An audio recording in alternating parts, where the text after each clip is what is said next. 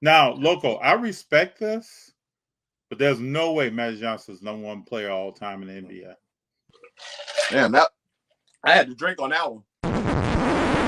Hey, everybody. This is how we got here. And I don't think LeBron. I think LeBron's the third greatest player of all time. But we're gonna get into this. I'm gonna ask these questions. Okay. Go ahead. I'm just saying, just like LeBron, if my son played basketball, I would want him to play exactly like LeBron does. He gets everybody involved, he dishes, but he not no killer. He not Mamba. It's not. You know what I'm saying? So that's the difference with me. I always ask the question with LeBron: who do you want when a game is on the line to take a shot from anywhere on the court? And I don't know if people are gonna name LeBron James to be that player.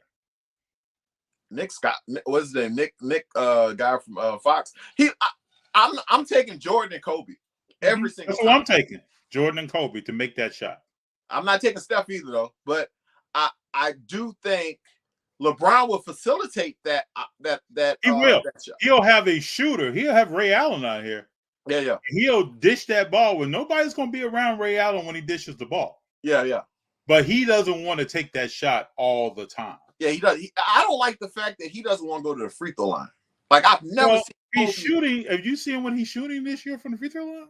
Well, it's probably bad. It's like 68%. No, but what I'm saying is you never saw Kobe takes those shots at the end of the game. Kobe not passing the ball. When they come to foul, Kobe got the ball. He didn't have the highest shooting percentage on the Lakers free throw, but he's shooting the free throw. Yes. You know what I'm saying? Yes. You're talking about Robert Horry. I see Horry all the time out here in Houston. I got a funny Robert Horry story too, but I see Horry all the time. But I mean, that's the difference to me between LeBron and some other players. I don't want to derail the conversation, but I know there are a lot of LeBron fans. I'm a LeBron fan. I just see myself as a realist on what does he stack up, where's the dog in him, and what does he want to be when the game is about to end. And I don't think he wants the ball in his hand all the time. There are some shots that he will make. Yeah. There's some games he's not trying to do that. Yeah, he don't want that rock. When the thing to me that defines that picture of LeBron is Kobe telling him shoot it in the All-Star game. Mm-hmm. I will never forget that. Kobe was trying to help him. Yes. Take the shot. Take it. You need to take the shot. All of us to take the shot. He did not want to take that shot. For somebody to have to take, and it's different. It felt like he was trying to listen, bro, you need to take this shot. You should do it. So that's why I was kind of proud of him that he took the shot in the All-Star game this year. I was too. That he backed Levine down, turned around and took that because that's what he should be doing. Yeah, because he's basically Karl Malone playing basketball right now at a guard position. He's the same size as Karl Malone. Mm-hmm. When you think about that, it's crazy how freakish he is. You know what I'm saying? The fact that he's able to, he could probably play 10 more years if he wanted to, if he played pop. Yeah. So he could definitely do it. And the thing about LeBron too is when you go to a game, his speed on the court in person is not what it looks like on TV. Not at all. He is lightning quick. Yeah. But they say he was a 4.5 40 guy. So I believe that. Now it's actually, you talk about on the court athleticism and stuff like that. I had fourth row tickets for the Rockets. One of my clients had. They used to give me tickets for the games, and we go to watch the Orlando Magic. Okay. All right, and I'm watching guys warm up, and I'm a Duke guy. I was the only black dude in the hood with a Christian Laettner jersey. Okay. I used to have to fight. I know you love Laettner. Yeah, I love Laettner. I used to go to the park and have to fight over my Christian Laettner jersey, man. And I see JJ Redick on the court. Okay. Look, he's small, you know what I'm saying? Especially on the court because so many big people are on the court. It just makes them look even smaller when they're not really that big. So they're going through a layup line, and I'm watching people dunking, whatever. JJ Redick throws the ball off the glass. Ha! I was like, did JJ Redick just throw the ball off the glass and yank it? JJ Redick. Yeah. So I was taken aback, and I've seen Steph do the same thing. Steph can do the same thing. Kyrie Irving can. They all can. This is what people because you can see sometimes in warm up, Steph will want to go, but then he doesn't, and other times he does. Yeah. And Kyrie can definitely dunk, do whatever he wants to do. Kyrie can go between his legs, all that stuff. You know what I'm saying? So when you see these guys, it's like it's a difference in athleticism. Like I've actually Kelsey, not Kelsey, the defensive tackle for the offensive tackle for the Eagles. What's his name? Shit, I forgot. He's I can't think of his name, but he trained at our gym a couple of times. Okay. He's 6'7". I can't Lane. His name's Lane something. He's an all-pro tackle, white guy. Yeah. He comes in the gym and they were like, "Hey, that big boy could jump." And they were talking. He's like, "Man, dude could jump." I went at threw a windmill down. I was like, "Damn!" It's like that. He did one, and I'm sitting up there like, "Wow, this dude." And he was getting ready for the draft. This is when he was going through his process. He looked like a tight end. He was big. He didn't look like a typical lineman. Yeah. Dude was freakishly athletic. There's some athletic people out here that play different sports than that main sport. Very athletic. I tell the story all the time. I went to business school with a guy who rode the bench with the Fab Five. Mm-hmm. When Weber and Rose and King and all of them in there, he rode the bench. One day in school, we go over to the rec center and we play some engineering students in basketball. This guy was Michael Jordan on the court. This guy is shooting threes, nothing but net. Coming down, dunking on people. In the post, calling for the ball. You could not stop him. But every time he would hit a shot, he'd run by me and say, I was on the bench for Michigan. As he's going back down the court. Yeah. There are people out here that can do all kinds of stuff. You just don't see them doing that. Yeah. I think in some cases, it's like some people have it undercover. Like I play tennis. And I serve heavy. I have a 130-mile-an-hour serve. And when people see me, I have a ball machine. I have a ball pickup machine. I have all this stuff with me. I have a cart that I roll all the stuff out to the cart with. And when people watch, they say, like, what's this big old dude about to do? And they see me play or they see me hit because I technically don't like playing against people. I have my own balls. You're doing your thing. Yeah. I do my own thing. I just like the fact that I can do it. Like I've always been one of those people. I grew up in the hood or whatever, but I've always spoke well. I've always treated people with a certain way of respect. I've always been able to go anywhere. You could drop me off at any hood in America, any building, anywhere, and I'll be okay. And that's right. Been always my whole thing. Is like it's not about where you're from; it's about your experiences. I've had enough experiences to where I can talk baseball cards, I can talk comics, I can talk whatever. So it's like a different. It's a different conversation when people talk to me, and I've always found that being able to talk, like I play table tennis, I play golf, I do all these little different things, and it's it's different because people view you different when they hear you say certain things. Like someone hear you say something, they know you know. Oh like, yeah, without question, instantly, and they also know that you have been there. Yeah, whatever you're talking about, you have experienced that and been through it. Yeah. So I've taken pride in that, always wanting to learn something different, wanting to have different experiences. That's why, like when I go out and talk to other players, like this is actually a funny situation. So West Unsell rookie card, right? Yeah. Now this is an 8. It's all they say it's all center, center a little bit. Yeah. But this is a good looking card for it to be 8. You know what I'm saying? Is. I might resubmit this one day. Now, this is a funny story and a telltale about me putting up these little things. This is a Barry Sanders police rookie card. I've seen that card online just a few times. Now I think it's short printed. It's made by Oscar Mayer, right? Mm-hmm. This is a PSA 9. What I did when I made these things the first time, I didn't have the card stands or whatever. So I put tape, like Scotch tape, across the top so I can put it up against the back of it. Yes. Well, when I took those down and I was trying to get the stuff off, I was like, man, I need some sort of removal. It melted the case. It destroyed the case. And I did it on this one in particular. And this one at one point was selling for some decent money. But I got a Walter Payton disc rookie card as well. I don't know if you've seen those. The disc. I've seen those. Yeah. I have the Payton as well. But just saying, like the differences. Like this isn't something that everybody, you don't know about the Oscar Mayer rookie card. You know what I'm saying? People don't know about that. Mm-mm. So that's the kind of stuff that I'm talking about. Stevie says LeBron is not number 11. So I put out a top 11, and I had LeBron at number 11 on the top. Ooh. Wait, who you had ahead of him? Oh, I can name it off to you. Hold on. Now you tell me what you think about this list now. Okay. When I give you this 25. So I have Mike Jordan number 1, Oscar Robertson number 2, Magic Johnson number 3, Kareem number 4, Kobe 5, Bill Russell 6, Hakeem Olajuwon number 7, Tim Duncan number 8, Steph Curry number 9, Wilt number 10, then LeBron. Oh, yeah, I ain't hear Shaq. Was Shaq on there? No, I have Shaq at number 12, right after LeBron. So basically, to me, listen to that. I have Hakeem Olajuwon ahead of Shaq too. Okay. He destroyed Shaq. He ate Shaq up. Schroeder. The one that it's Big O. Okay. That's the one. I respect it now. Come on with it. I respect it. All right. So the kind of reason I have with some of those players is that if you did you have Larry Bird in that 10? No, I have Larry Bird at number 14. And what you got Steph at? I got Steph at number 9. Then I got Shaq, Kevin Durant, Larry Bird. Shaq. Okay. The Oscar Robertson, they had 6 teams when he played. All right, 6 or 8.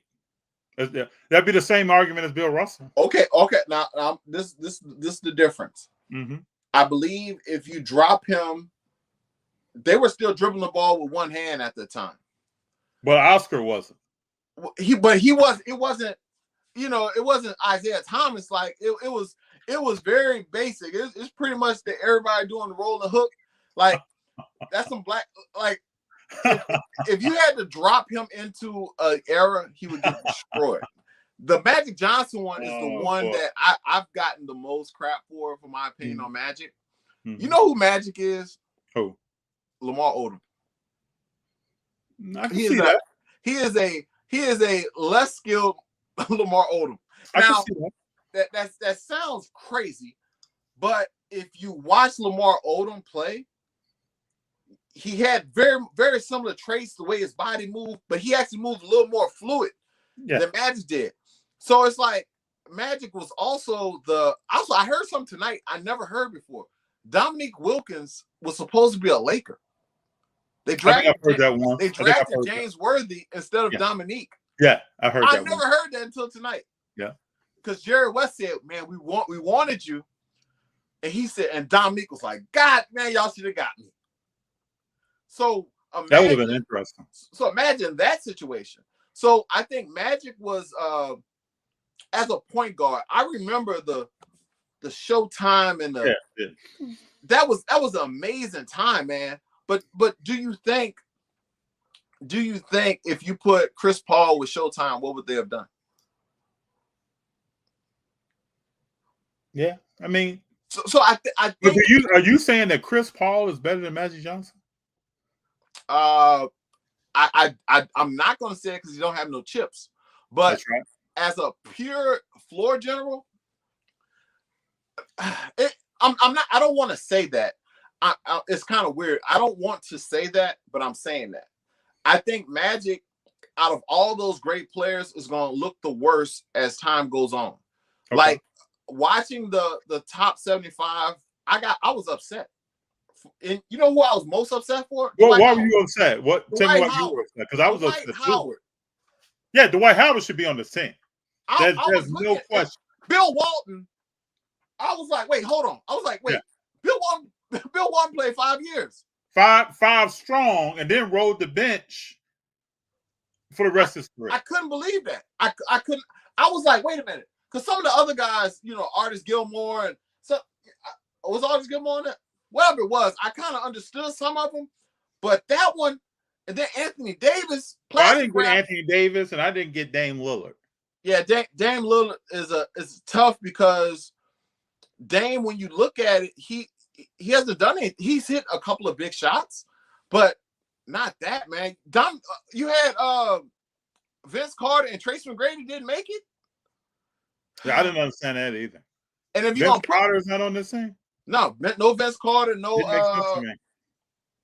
Chris Bosh. Like, man, that's tough, man. That's tough. This is one of my favorite people, Local Card Collector. Loco, you gotta hit me with your top 25. You can't pick certain players and be like Lamar Odom and Magic Johnson in the same sentence. Give me that top 25. But listen, I'm not saying Lamar Odom's top 25. I know you're not. I'm putting a situation where if you put certain guys, let me give you a better situation about LeBron, right? LeBron's a monster player, right? 260 pounds. He could run. He could do all this stuff. You know what LeBron would have had hell in the 90s and the 80s? He's a 1 foot jumper. Yeah.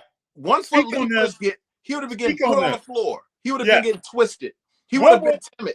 What would LeBron do against Rodman, Mahorn, Lambia? These people that are. What would LeBron do against Dennis Rodman? I think he would have. I think he would still do LeBron. I just think it would have been harder. Like very hard. He would have been on the ground a lot. He would have been getting his legs taken from underneath him. He's still, to me, the third best player of all time in my book. Okay. So you got Mike Jordan. Kobe. Who's your number 2? Kobe? I got Kobe. Okay. And then LeBron. I got LeBron. Now, the Kareem thing, like when you think about it, Kareem's numbers and the stuff that he actually did was the numbers are crazy. The only unstoppable shot. You have to respect those things, but it's like when he was put on the national scene, he was an old man already. He was. So it's like, but he did get 1 ring now in Milwaukee. He was with Oscar Robertson. Yeah, Big O was his point guard. But Oscar Robertson was washed up then. Yeah, he was older. Yes. So it's kind of like how you catch on. It's like when you get that chip and how you get it. Like Jason Kidd got a chip in Dallas, but he was a role player. He was a 3-point shooter of all things. You know what I'm saying? So these situations happen. I look at players like, give you a perfect example. Dominique Wilkins would be the same Dominique he was in the 80s right now. Yes, he would. No doubt about it. He would still be that. Who else? There's a couple other players. Like Dennis Johnson is not no goddamn Hall of Famer. Dennis Johnson shouldn't be no Hall of Famer. 13 points a game. Have himself. He's not a Hall of Famer, but he played for the Celtics, so they put him in the Hall of Fame. So it's like certain when you look at legend and how they are, like, you know who I think would eat? Joe Dumars would eat right now. I think Joe Dumars would still be special. Yeah, I think he would still be Joe Dumars. Yeah. He'd be a defensive stopper, and he'd be scoring his points. You know who? And I'm another player you probably put in the same lane. What's the kid for Boston? Marcus Smart. Kind of reminds me of Joe Dumars a little bit. And if you remember Marcus Smart in college, he was a 30-point a game scorer. Yeah, he was. They didn't know he was going to defend on a level like he is now. But certain players are comparable. It's like the way the era is like back in the day when you look at Indiana. They used to run structured plays for Reggie to run around these picks for him to get that one shot. They're not doing that no more. No. So if they design plays, Steph kind of put an end to that because he creates his own shot. Well, he creates his own shot, but imagine Steph in Reggie's system, where he was running around 2 6'10" muscle-bound dudes. Oh yeah, and he's getting clean shots, and he could pull from anywhere. Steph would still be Steph no matter what the area is. No, because they can't play. He could pull from half court. LeBron, I think, with the way that he played and how physical they played with him, they would punish him. Not saying that he wouldn't get over it at certain points, but I just think it wouldn't be Jordan. Like you drop Jordan in this era where you can't hand check, forget about it. Jordan is way more athletic off 2 feet than Jordan ever was. LeBron is a terrible 2-foot jumper. If you watch him jump off 2 feet, he doesn't jump that impressive. He's a 1-footed jumper. In this era where you can't touch players, you can't do anything, he's able to run up and down, do his thing. Let's see. Okay.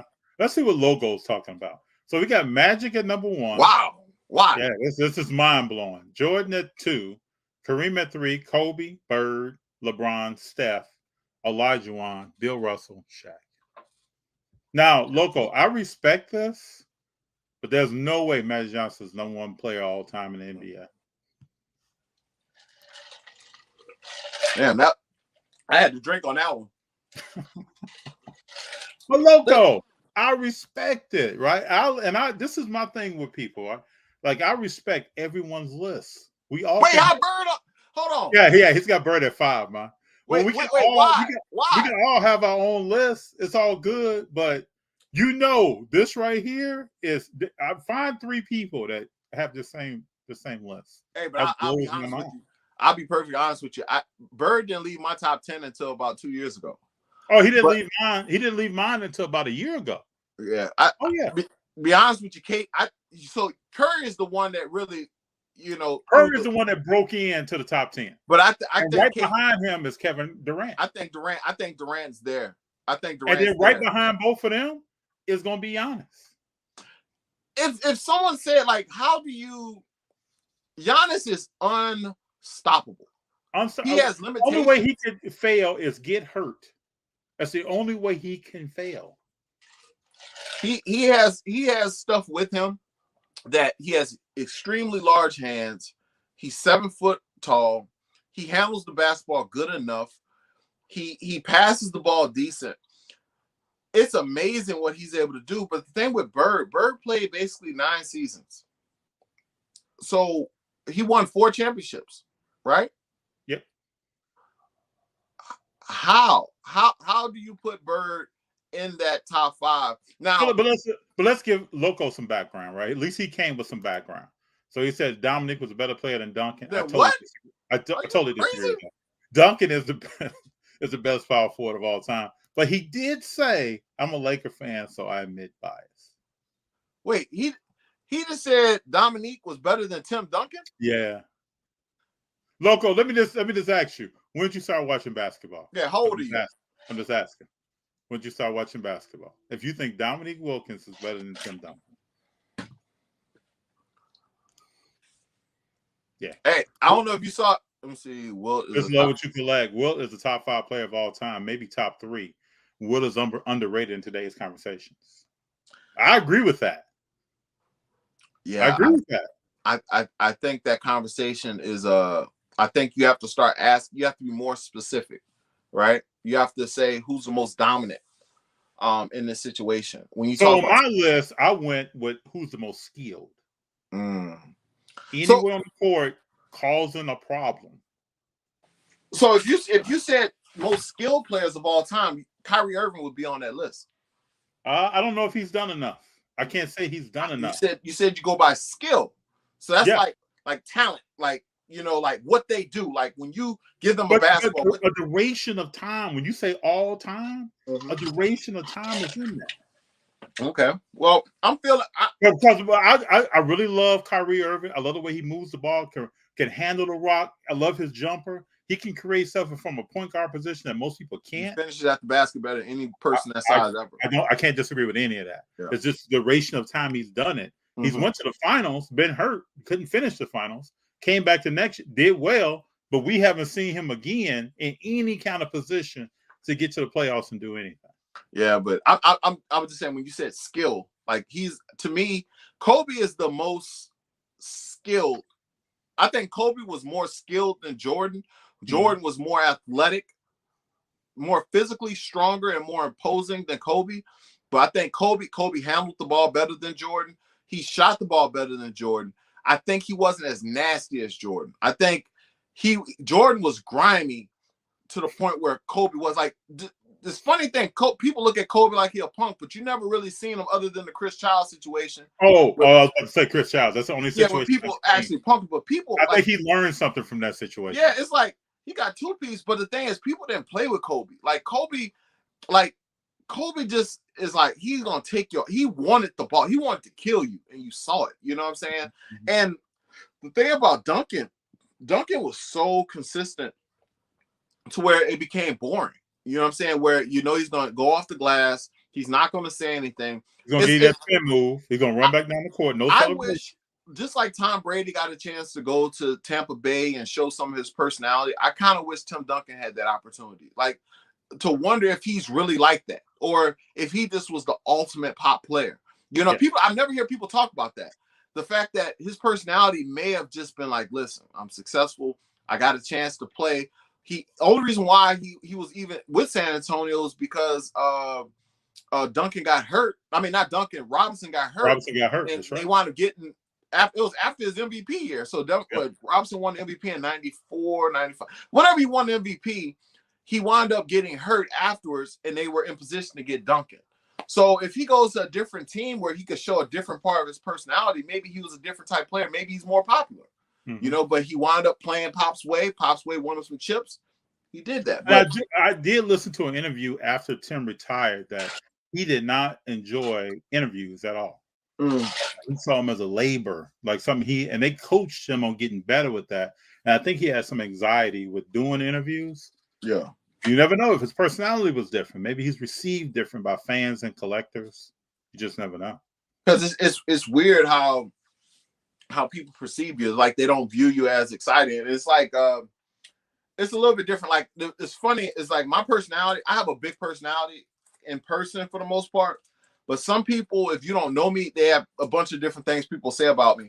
I don't say much. I never said anything in college, in baseball or in basketball. Never talked trash, never said anything. And I always got looked over. Like it'll be stuff happening. I've always been this talented. And the fact that I never really got a chance to really display it anywhere. I got opportunities to try to play basketball overseas because of my dunk tapes. And when I turned like 30 years old is when I found out I could still jump and do all this stuff. I found out I was able to throw a football 85 yards. I could do all this stuff. And it was like I was older when I found out. And it's like I said, you know what? I'll never let people say my chillness is a negative. So I started talking more. That's how I became the J Mike thing, is that I will tell you about it, because if I wait for other people to tell me, I may not ever hear it. That's right. I have to go out and get it. Like there's a way. There are people who've bench pressed more weight than me, but no one's done it the way I've done it. Like I did it drug free. I was 40 years old when I started benching 600 plus pounds. I totaled over 2,000 pounds in 8 competitions. I finished second at nationals, third at nationals, top 5. Like I've done a lot in a short period of time. So it's like for me to get to the point where now I have my own trading card and all that kind of stuff. It's like I've done a lot of work, and sometimes it just gets overlooked. Like last year, I had probably one of the best years I've been 660, 650 like 7-8 times, and I wasn't getting credit for it. They wouldn't post my videos on the powerlifting sites. They would post other people. And it's like people getting tired of seeing you do it. I'm like, wait a minute, I need my credit. So I'm like, you know what? You can't wait for other people sometimes. If you want to get more credit, you might as well start your own powerlifting website then. That's right. But I already got enough businesses going. I couldn't do it. I was going to try. But that's kind of how this stuff works. So sometimes when you don't say anything, it makes people think you're not what you are. You know what I'm saying? So I watch these guys who are super great players but don't like talking. Like people talk about LeBron, and I was listening to some of these sport car people, and it was like, well, LeBron and his politics is why I don't like him. And I was like, So the Black Lives Matter thing is an issue for y'all that he said something about, speaking up about it. Okay. It's like he started being too much him, and he started cursing, and you can just tell you could tell. I can't tell you exactly what year, but if I went back and look, I could tell you exactly what year he stopped caring. Because to me it was when his house in LA was vandalized. Is when I saw a shift in LeBron James.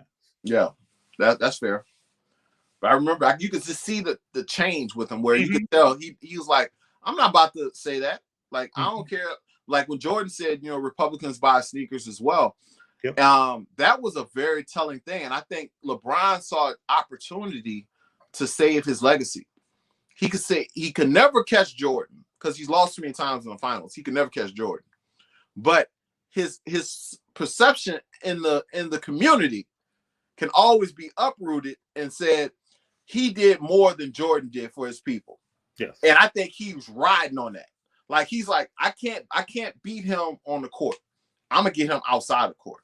I'm gonna fight for the injustice. I'm gonna say something. I'm gonna spit rap lyrics and don't know the words to him so people know all the time. You know what I'm saying? Yeah. I think he took that route with it because he knew that he could never catch Jordan socially. So he took a like villain role type aspect of it, because I think if he still thought he had a true way of catching Jordan perception wise, he would be more booted up and suited up. But I think since he knows he'll never have that, he's like, I'm gonna say whatever I want to say. And to Doc, like Doc Holliday, Jordan is the GOAT and a great guy that stands up for what he believes, and he's not out there politically, maybe for a good reason. All I can say is that everybody is a different person, right? So LeBron may feel differently about some stuff than Mike Jordan does. He came along at a different time. I don't know how many athletes besides like Kareem, Jim Brown, Muhammad Ali were very vocal on things back in the day. But they're two different people. I know we make comparisons. I have a list. Everybody has a list. We talk about different players, but they're different people and they have different belief systems. So if one chooses to be quiet or quieter, then that's his belief. And if one chooses to be more outspoken, that's his belief. But Mike Jordan recently has done several things that he has been more outspoken than he was when he was a player. So yeah, it is what it is. He got more of the FU money. You know what I'm saying? Like when you're a billionaire now, you know, you got your team, you kind of can start saying stuff that you want to say. But I think I think the fact that he knows he'll never catch Jordan like that, he like, you know what? I'm just gonna go the Black Power way. There's only one Mike Jordan, right? There's only one Michael Jeffrey Jordan. So there's a question from Loco. Why do you think Isaiah Thomas or Isaiah hates on MJ so much? What?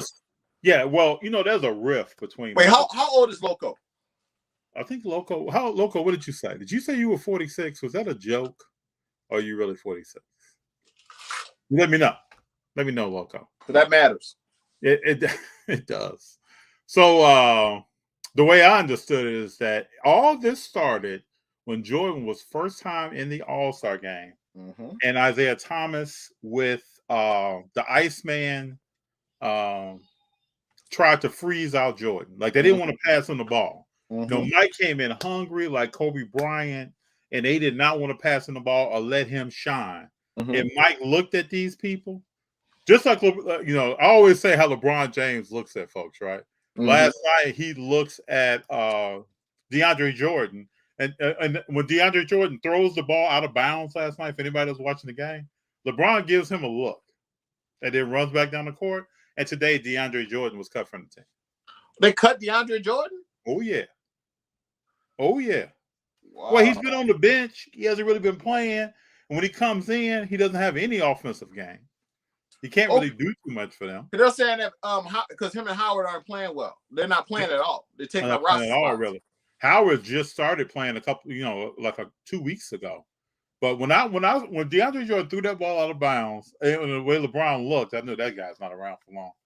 But those two, Iceman and Isaiah Thomas, started to freeze out Jordan, and since then, it's been a problem. And I think there's been some video that's been shown from the 75th where Isaiah Thomas comes over right before Steph Curry is announced, and he tries to like give Magic Johnson a handshake and talk to him, and Jordan wants nothing. He wants nothing. Wait, to do Magic or Jordan?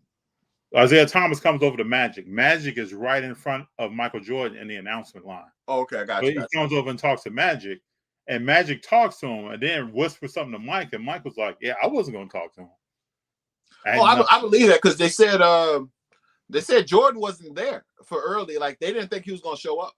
Yep. And they were saying that it was possible that maybe people got picked on the team that he was like, if they're there, I'm not going to be there type thing. And he decided last minute to show up.